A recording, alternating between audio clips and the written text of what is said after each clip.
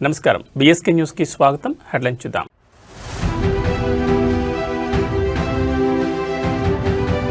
Davos వేదికగా తెలుగు ముఖ్యమంత్రుల పెట్టుబడుల వేట. స్విట్జర్లాండ్కు బయలుదేరిన చంద్రబాబు, రేవంత్ రెడ్డి దిగ్గజ సీఈఓలతో భేటీ.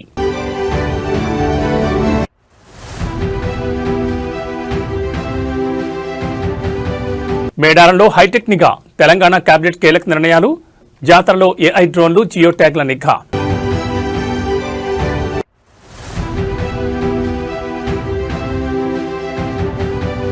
AP liquor scam. వైసీపీ ఎంపీకి ఈడీ నోటీసులు. ఈ నెల 23న విచారణకు రావాలని మిథున్ రెడ్డికి ఆదేశం.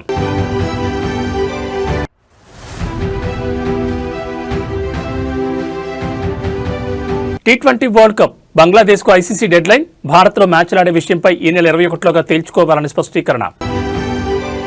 దక్షిణ భారత కుంభమేళా మేడారం జాతర ఈసారి హైటెక్ హంగులతో సాగనుంది. ఆర్టిఫిషియల్ ఇంటెలిజెన్స్ నుంచి జియో ట్యాగ్ల వరకు భక్తుల రక్షణ లక్ష్యంగా తెలంగాణ ప్రభుత్వం భారీ ఏర్పాట్లు చేసింది. ఈ నెల 28 నుంచి ప్రారంభం కానున్న ఈ మహాఘట్టం కోసం మేడారం 2.0 టెక్నాలజీని తీసుకొచ్చారు. ఏఐ నిఘా, టీజీ క్వెస్ట్ డ్రోన్లు, హీలియం బెలూన్ కెమెరాల ద్వారా 30 కిలోమీటర్ల మేర గగనతలం నుంచి నిరంతర పర్యవేక్షణ ఉంటుంది. ఇవి తొక్కిసలాట ముప్పును ముందే పసిగట్టి అధికారులను అలర్ట్ చేస్తాయి. జియో ట్యాగింగ్ పిల్లలు, వృద్ధులు తప్పిపోకుండా ఉండేందుకు వారి చేతికి క్యూఆర్ కోడ్ ఉన్న జియో ట్యాగ్లను కడతారు. Face recognition. నేరగాళ్లను గుర్తించేందుకు ముఖ గుర్తింపు సాంకేతికతను వాడుతున్నారు. సుమారు 13,000 మంది పోలీసుల పహారాలో అత్యాధునిక కమాండ్ కంట్రోల్ సెంటర్ పర్యవేక్షణలో ఈ ఏడాది జాతర జరగనుంది.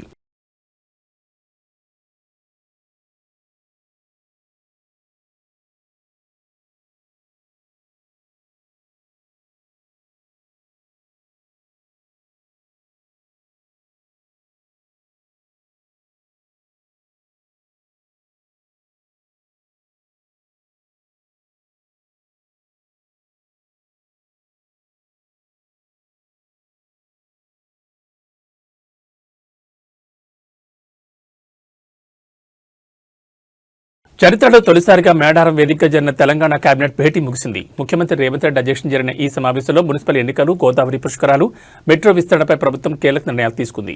మున్సిపల్ ఎన్నికల నగారాకు సంబంధించి రాష్ట్ర వ్యాప్తంగా గడువు ముగిసిన 116 మున్సిపాలిటీలు, 7 కార్పొరేషన్లలో త్వరలోనే ఎన్నికలు నిర్వహించాలని కేబినెట్ నిర్ణయించింది. రిజర్వేషన్లు ఖరారైన నేపథ్యంలో త్వరలోనే షెడ్యూల్ విడుదల కానుంది. గోదావరి పుష్కరాలు 2027లో జరిగే పుష్కరాల కోసం ఇప్పటి నుంచి ఏర్పాట్లు ప్రారంభించారు. బాతార్ నుంచి భద్రాచలం వరకు టెంపుల్ సర్క్యూట్ను శాశ్వత ప్రాతిపదికన అభివృద్ధి చేయనున్నారు. హైదరాబాద్ మెట్రో ఫేజ్ 2 విస్తరణకు సంబంధించి భూసేకరణ కోసం 2,787 కోట్ల కేటాయింపునకు మంత్రివర్గం ఆమోదం తెలిపింది. ములుగు జిల్లా రైతాంగం కోసం పొట్లాపూర్ ఎత్తిపోతల పథకానికి కేబినెట్ గ్రీన్ సిగ్నల్ ఇచ్చింది. వీటితో పాటు రాష్ట్ర వ్యాప్తంగా 14 ప్రాంతాల్లో ప్రభుత్వ సంస్థలకు భూముల కేటాయింపుపై కూడా కేబినెట్ నిర్ణయం తీసుకుందని మంత్రులు వెల్లడించారు.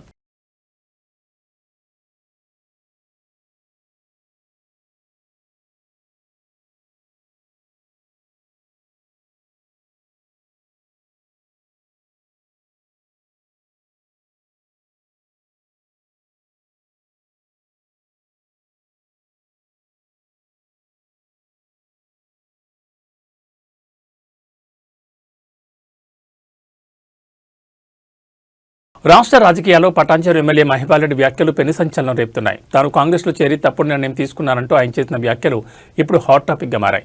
మున్సిపల్ ఎన్నికల సన్నాహక సమావేశంలో తన అనుచరులతో మాట్లాడిన మహిపాల్ రెడ్డి ఆనాటి పరిస్థితుల వల్లే కాంగ్రెస్లో చేరారని, కానీ దానివల్ల నియోజకవర్గానికి కానీ ప్రజలకు కానీ ఎలాంటి ప్రయోజనం చేకూరలేదని అసహనం వ్యక్తం చేశారు. రాబోయే మున్సిపల్ ఎన్నికల్లో బీఆర్ఎస్ అభ్యర్థుల్ని గెలిపించాలని ఆయన కార్యకర్తలకు పిలుపునివ్వడం విశేషం. పటాన్చెరు పరిధిలోని 5 మున్సిపాలిటీల్లో ఉన్న 104 మంది కౌన్సిలర్లను గెలిపించే బాధ్యత కార్యకర్తలపైనే ఉందని ఆయన స్పష్టం చేశారు.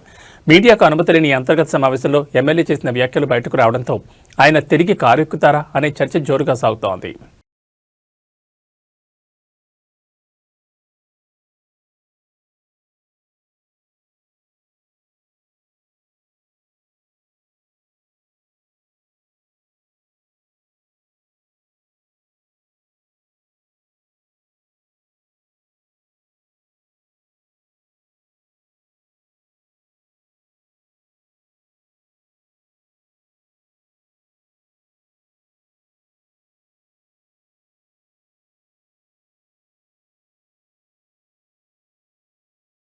మేడారం సమ్మక్క సారలమ్మ ఆలయ ప్రాంగణంలో అభివృద్ధి పనులను ముఖ్యమంత్రి రేవంత్ రెడ్డి ప్రారంభించారు. కుటుంబ సభ్యులతో కలిసి వనదేవతలను దర్శించుకుని మొక్కులు తీర్చుకున్నారు.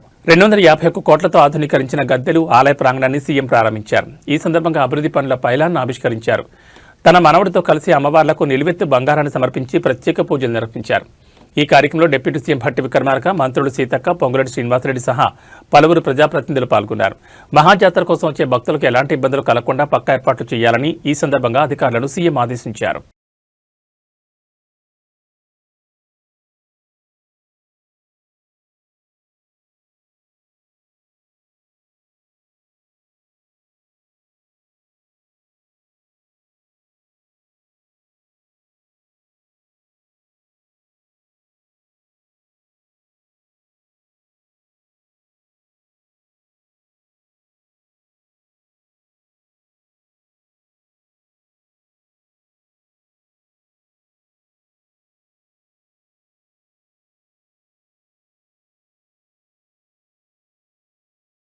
తెలుగు రాష్ట్రాలకు భారీగా పెట్టుబడులను రాబట్టడమే లక్ష్యంగా ముఖ్యమంత్రులు చంద్రబాబు నాయుడు, రేవంత్ రెడ్డి స్విట్జర్లాండ్ పర్యటనకు బయలుదేరి వెళ్లారు.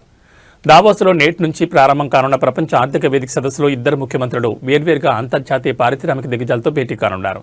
36 కార్యక్రమాల్లో ఏపీ సీఎం చంద్రబాబు నాయుడు 4 రోజుల పాటు దావోస్లో పర్యటిస్తారు. పర్యటనలో భాగంగా Tata Sons chairman N Chandrasekaran, UAE ఆర్థిక మంత్రి Abdullah bin Touq Al Marri సహా పలువురు సీఈఓలతో సమావేశమవుతారు. గ్రీన్ ఎనర్జీ, ఏఐ, అమరావతిలో క్వాంటమ్ వ్యాలీ ఏర్పాటుపై చంద్రబాబు ప్రత్యేకంగా చర్చించనున్నారు.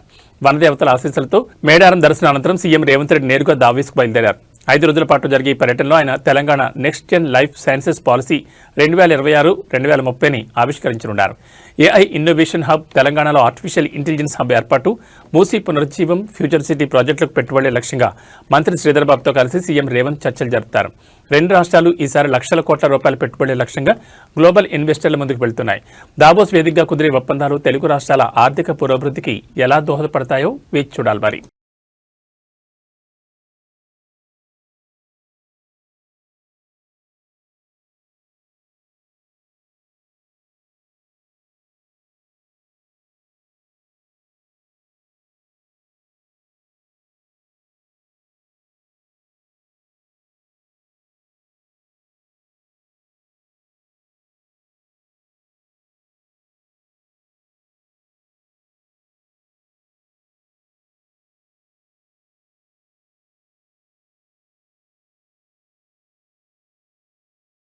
అన్నమయ్య జిల్లాలో సంక్రాంతి సంబరాలు విషాదాంతమయ్యాయి. పండగకు ఊరికొచ్చిన 2 సాఫ్ట్వేర్ ఇంజనీర్లు అతిగా మద్యం సేవించి ప్రాణాలు కోల్పోయారు.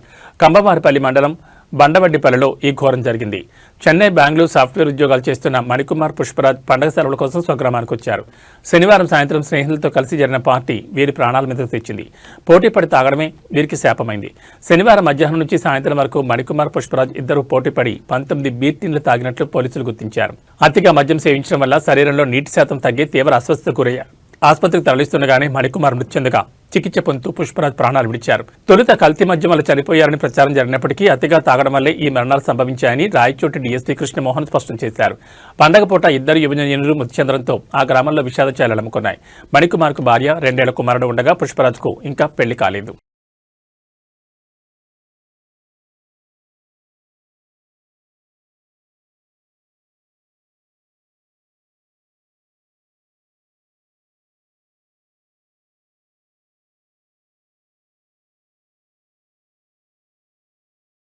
పల్నాడు జిల్లా గురజాల నియోజకవర్గంలో వైసీపీ కార్యకర్త మంద సల్మాన్ హత్య రాష్ట్ర రాజకీయాల్లో వేడి పుట్టిస్తోంది.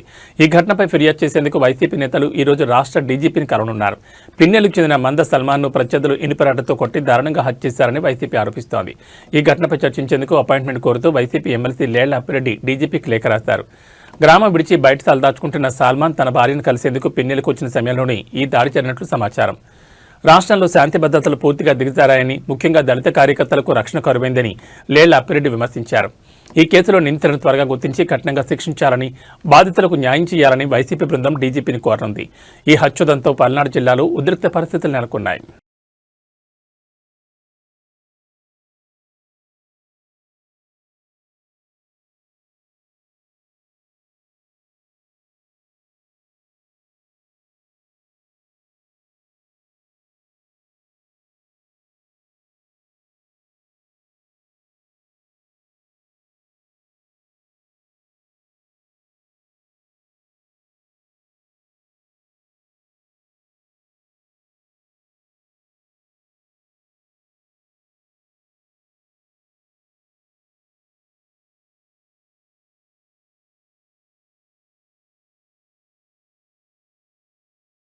ఆంధ్రప్రదేశ్ లిక్కర్ స్కామ్ కేసులో ఎన్ఫోర్స్మెంట్ డైరెక్టరేట్ దర్యాప్తును వేగవంతం చేసింది. ఇప్పటికే విజయసాయిరెడ్డికి నోటీసులు జారీ చేసిన ఈడీ తాజాగా వైసీపీ ఎంపీ మిథున్ రెడ్డిని విచారణకు రావాల్సిందిగా ఆదేశించింది. ఈ నెల 23వ తేదీన ఢిల్లీలోని ఈడీ కార్యాలయంలో విచారణకు హాజరు కావాలని మిథున్ రెడ్డికి నోటీసులు పంపారు. అంతకంటే ముందే అంటే ఈ నెల 22న విజయసాయిరెడ్డిని విచారించనున్న ఈడీ ఆ మరుసటి రోజు మిథున్ రెడ్డిని విచారించనుండడం రాజకీయ వర్గాల్లో కలకలం రేపుతోంది. గతంలో ఇదే కేసులో మిథున్ రెడ్డిని సిట్ అరెస్ట్ చేయగా ఆయన రాజమహేంద్రవరం జైల్లో రిమాండ్ ఖైదీగా ఉండి బెయిల్పై విడుదలయ్యారు. ఇప్పుడు ఈ కేసులో మనీ లాండరింగ్ కోణంలో ఈడీ లోతుగా విచారించే అవకాశం ఉంది. వరుసగా ఇద్దరు కీలక వైసీపీ నేతలకు ఈడీ నోటీసులు అందడంతో ఏపీ రాజకీయాలు మరోసారి వేడెక్కాయి.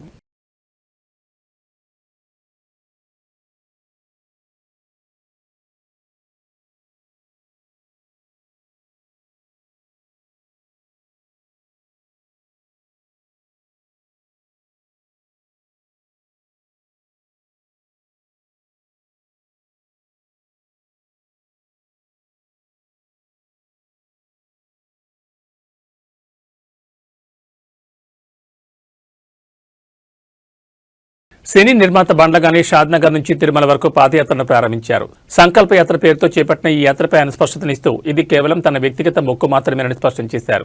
గత వైసీపీ ప్రభుత్వ హయాంలో ఏపీ సీఎం చంద్రబాబు అరెస్ట్ అయినప్పుడు తాను తీవ్రంగా కలత చెందారని బండ్ల గణేష్ తెలిపారు.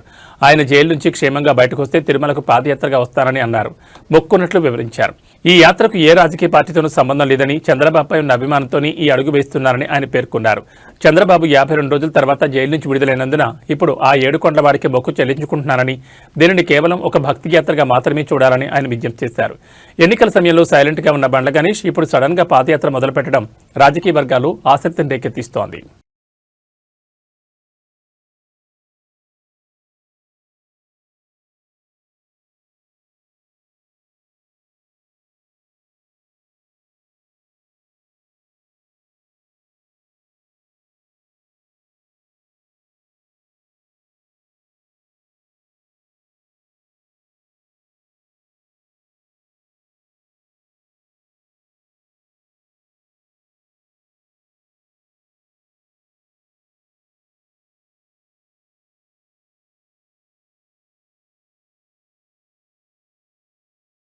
మెగా ఫ్రెండ్స్ వరుణ్ తేజ్ పుట్టినరోజు సందర్భంగా ఆయన అభిమానులకు అదిరిపోయే అప్డేట్ అందింది. వరుణ్ తేజ్ మెర్లపాక గాంధీ కాంబినేషన్లో తెరకెక్కుతున్న క్రేజీ ప్రాజెక్ట్ టైటిల్ మరియు గ్లిమ్స్ ను చిత్ర యూనిట్ అధికారికంగా విడుదల చేసింది.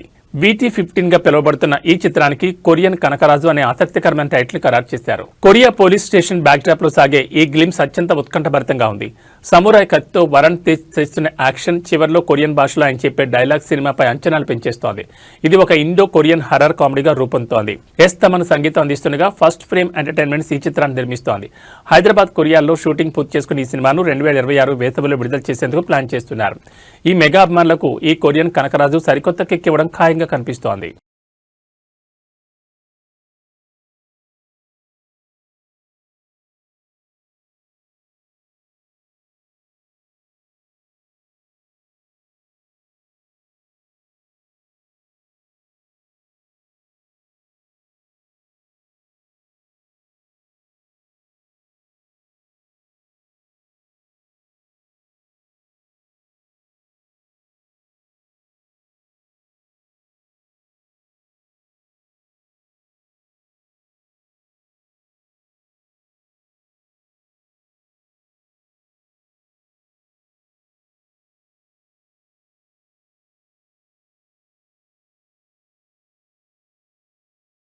అమెరికా అధ్యక్షుడు డొనాల్డ్ ట్రంప్ సలహాదారు పీటర్ నవారో మరోసారి భారత్పై తన అక్కసు వెళ్లగట్టారు.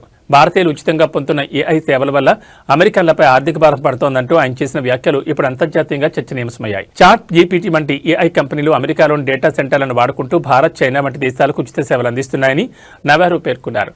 దీనివల్ల అమెరికాలో విద్యుత్ వినియోగం పెరిగి అక్కడి పౌరులపై విద్యుత్ ఛార్జీల భారం పడుతోందని ఆయన ఆరోపించారు. ఈ అంశంపై ట్రంప్ ప్రభుత్వం సీరియస్ గా ఉందని, సదరు ఏఐ కంపెనీలపై త్వరలోనే కఠిన చర్యలు తీసుకుంటామని ఆయన హెచ్చరించారు. గతంలో కూడా భారత్ను హైటెక్స్ నేషన్ అని విమర్శించడమే కాకుండా రష్యా నుంచి చమురు కొనుగోలు చేయడాన్ని బ్లడ్ పనీగా అభివర్ణించి నవారో వివాదాలకు కేంద్ర బిందువయ్యారు. భారత్ను లక్ష్యంగా చేసుకుని నవారో వరుసగా చేస్తున్న ఈ విమర్శలపై భారత విదేశాంగ శాఖ ఎలా స్పందిస్తుందో వేచి చూడాలి మరి.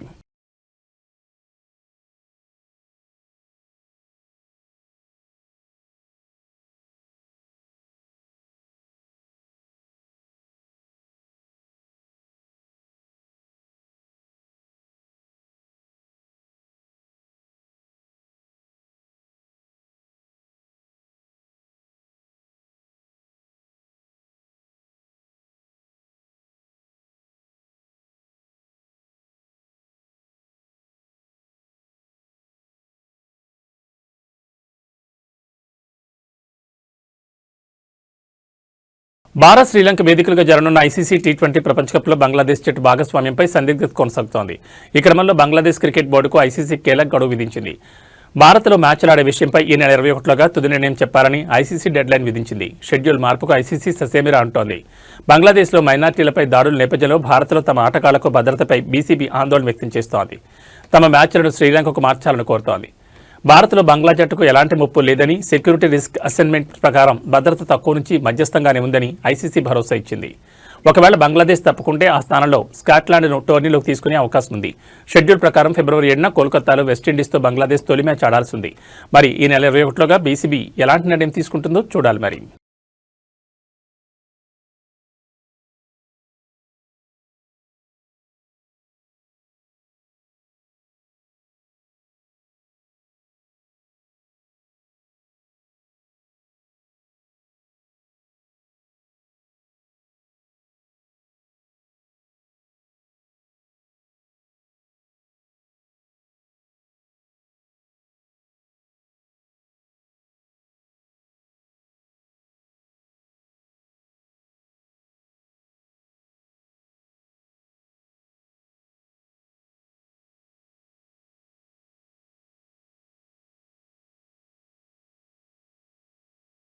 అల్వాల్ సర్కిల్లోని ప్రజా సమస్యలను పట్టించుకుని జీహెచ్ఎంసీ అధికారులను వెంటనే సస్పెండ్ చేయాలని అల్వాల్ జీహెచ్ఎంసీ కార్యాలయం తాళం వేసి నిరసన తెలిపారు బీజేపీ నాయకులు. అల్వాల్ సర్కిల్లోని ప్రజా సమస్యలను పట్టించుకుని జీహెచ్ఎంసీ అధికారులను వెంటనే సస్పెండ్ చేయాలని అల్వాల్ జీహెచ్ఎంసీ కార్యాలయం తాళం వేసి జీహెచ్ఎంసీ కార్యాలయం ముందు బీజేపీ నాయకులు ధర్నా నిర్వహించారు.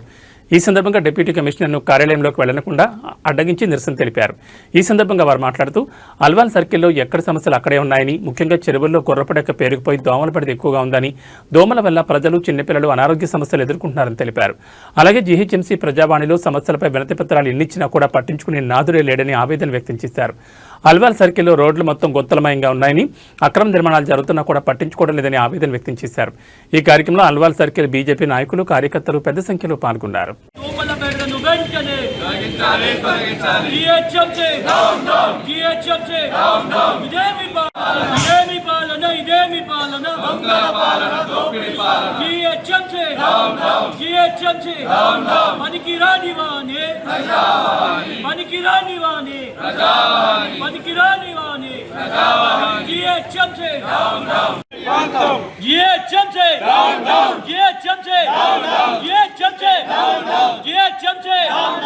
ప్రజా సమస్యలను పట్టించుకొని అధికారులు వెంటనే ప్రజా సమస్యలను పట్టించుకొని అధికారులను వెంటనే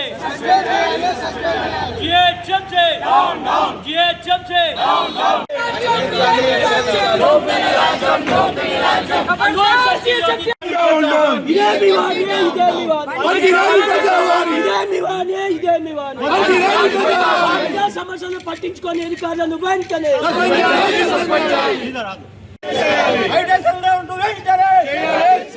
ప్రజా సమస్యలను పట్టించుకొని అధికారులను వెంటనే ప్రజా సమస్యలను పట్టించుకొని అధికారులను వెంటనే లోని జిహెచ్ఎంసీ అవినీతి అంతా ప్రజా సమస్యలను పట్టించుకొని జిహెచ్ఎంసీ అధికారులారా ఇదేమి రాజ్యం, ఇదేమి రాజ్యం, ఇదేమి పాలన, ఇదేమి పాలన, ఇదేమి వాణి, ఇదేమి వాణి, ఇదేమి వాణి, ఇదేమి వాణి. చూస్తున్నాము అల్వాల్ సర్కిల్లోని మున్సిపల్ ఆఫీస్లో ఏమి పనులు జరగట్లేవు. మన దోమల బెడద మొత్తం టూ మచ్ ఉన్నది. మళ్ళీ అల్వాల్లోని ప్రతి చెరువులోని గుర్రపడెక్కలు ఇంతవరకు క్లియర్ చేస్తలేరు. ఎన్నిసార్లు ప్రజావాణిలో ఇచ్చినా కానీ ఏమి పనికిరాని పాలన అయిపోయింది. మన జిహెచ్ఎంసీ కమిషనర్ గారికి ఈరోజు ప్రత్యేకంగా విజ్ఞప్తి చేసుకుంటున్నాం. జిహెచ్ఎంసీ సెంట్రల్ కమిషనర్ గారికి అల్వాల్ సర్కిల్లోని ప్రజా సమస్యలను వెంటనే తీర్చాలని కోరుతున్నాము. అందరికీ నమస్కారం. ఈవేళ మున్సిపాలిటీ ఆఫీస్ ముందుగా మేము ధర్నా చేయడం జరుగుతుంది. ఇది అల్వాల్ సర్కిల్ ఉన్న ప్రాబ్లమ్స్ అన్ని పరిష్కారం చేయాలని పాత కమిషనర్ ఎలాగా చేయకని వెళ్ళిపోయారు. కొత్త వాళ్ళు వచ్చారు, వాళ్ళు కూడా పట్టించుకొని మా బాధలన్నీ పట్టించుకుంటారని, మా బాధలన్నీ తీరుస్తారని ఈ అల్వాల్ మన బుల్లారంలోన సెలెక్ట్ ఆఫీస్ నుంచి బుల్లారం బజార్ వరకు రోడ్డు వర్షం వచ్చిందంటే అది ఒక గుండంలా తయారైంది. అల్వాల్ హైటెన్షన్ రోడ్లో కూడా ఇక్కడ మొదలు పెడితే లాస్ట్ వరకు గుంతలు నీరు నిండిపోయి ఉన్నది. పిల్లలకు తీసుకొని వెళ్ళిన మా మహిళలు, బళ్ళతోని పిల్లల స్కూల్ నుంచి తీసుకొచ్చిన మహిళలు పడిపోవడం జరుగుతుంది. ఇవన్నీ అల్వాల్లో ఎన్నెన్ని సమస్యలు ఉన్నాయి. ఈరోజు అల్వాల్ సర్కిల్కి చెందిన బీజేపీ సీనియర్ నాయకులు, బీజేపీ కుటుంబ సభ్యులు అందరం ఈరోజు జిహెచ్ఎంసీ ఆఫీస్ ముంగట కూర్చొని కమిషనర్ గారిని ప్రశ్నించడానికి వచ్చామన్నమాట.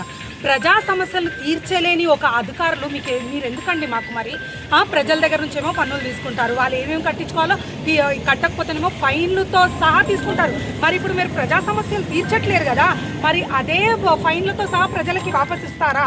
మొన్న రేవంత్ రెడ్డి అన్నాడు కదా ఏమనేసని, బండి చలాన్లు ఏమైనా ఉంటే మన పబ్లిక్ అంట అకౌంట్ లింక్ పెట్టాలంట. మరి ఈరోజు మీరు ప్రజా సమస్యలు తీర్చలేరు కదా, తీర్చినప్పుడు మరి అధికారులు మీరు కూడా ప్రజల అకౌంట్కి డైరెక్ట్ లింక్ పెట్టండి. మీరు తీర్చలేని సమస్యల్లో మీ జీతాలు మొత్తం ప్రజలకు వాపస్ ఇవ్వండి. మన అల్వాల్ సర్కిల్ జిహెచ్ఎంసీ కార్యాలయాన్ని దిగ్బంధం చేయడం జరిగింది.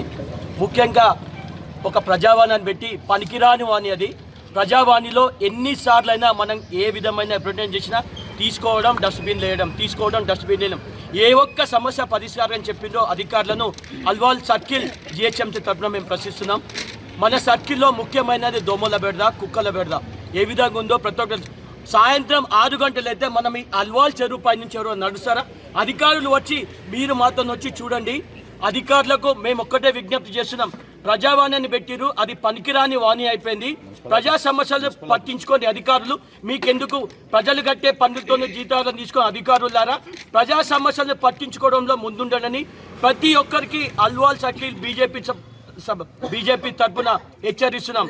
రాబోయే రోజుల్లో మీరు రోడ్ల పైన గుంతలు పూడ్చరు. ఈరోజు అల్వాల్ సర్కిల్ 3 డివిజన్ల నుంచి మన 3 ప్రెసిడెంట్లు అజయ్ రెడ్డి, శ్రీధర్ రెడ్డి, కార్తిక్ గారు, మేము సర్కిల్ సీనియర్లు అందరూ వచ్చి మేము ధర్నా ఎందుకు చేస్తున్నామంటే, అల్వాల్ చెరువులోని గుర్రపు డేకకు 32 లక్షల రూపాయలు శాంక్షన్ అయింది. అవి ఎక్కడ వినిపారు నిధులు తెలియదు. అదే ఓల్డ్ అల్వాల్ చెరువు కూడా 30 లక్షలు శాంక్షన్ అయ్యి అవి కూడా ఎక్కడ విని తెలియదు. హైటెన్షన్ రోడ్డు పంచిన 4,28 లక్షలు శాంక్షన్ అయింది. శాంక్షన్ కూడా 4 months అవుతుంది. అవి కూడా డైవర్ట్ అవుతున్నాయి మాకు తెలిసిన విషయము. ఇంకోటి సెలెక్టాస్ నుంచి కల్లుకొంపటి వరకు రోడ్డు అస్తవ్యస్తం తయారైంది. రాత్రి పూట చాలా కింద పడిపోయి చనిపోవడం జరిగింది కొన్ని జాగ్రత్తలో. ప్రజావాణి ప్రతి వారం కూడా మేము కంప్లైంట్ ఇస్తూనే ఉన్నాము, ఏది పట్టించుకోవడం లేదు. మరి ప్రజావాణి ఎందుకు ఉందో మాకు అర్థమైతే లేదు. ఏది చెప్పినా ప్రజలు ఇబ్బంది పెడుతున్నారు. ప్రతి కాలనీ ప్రెసిడెంట్ మాకు వచ్చి కంప్లైంట్ జరిగింది. మీరైనా పట్టించుకొని బీజేపీ తరఫు నుంచి కనీసం మాకు హెల్ప్ చేయాలని చెప్తే ఈరోజు వాళ్ళ తరఫు నుంచి మేము ఇవి బులెటిన్ విశేషాలు. మరో బులెటిన్లో మళ్ళీ కలుసుకుందాం. నమస్కారం.